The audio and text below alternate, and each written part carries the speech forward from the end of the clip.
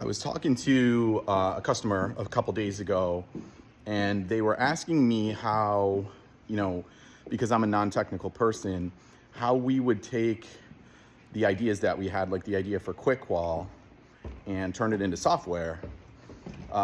So we kind of have this cool artifact in the office that I wanted to show. Fortunately, nobody's in the office because it's only 9:15. So what we do is I would write a two-part narrative. And the first part of the narrative was to talk about how's the world work today. So that would be something like, a loan officer pre-qualifies a borrower. The borrower finds a house a month later and they need an updated pre-qual letter. But the loan officer's at their kid's soccer game, so they have to kind of run back to their car, open their laptop, log into the VPN, log into the LOS, navigate to the file, reissue a letter, download a PDF, attach it to email, that type of thing. So, and then the second part of the narrative would be how would it work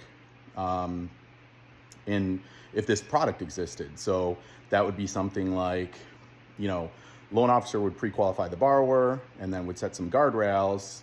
The borrower would get a text message, and then anytime the borrower looked at a house, they could plug in some numbers. And if they wanted to update a pre-qualification or pre-approval letter, they'd be able to click a button on their phone and generate the letter on their device. And then the loan officer would get a notification on their phone that happened. So then we'd take that and then pair it up with some drawings. I just got to flip my phone around real quick. So hopefully you can see this with the glare, but basically I would take graph paper and draw out what the screens would look like, whether it was on a desktop or a phone or whatever the case is, and kind of like lay out where the buttons would be in the fields and stuff like that.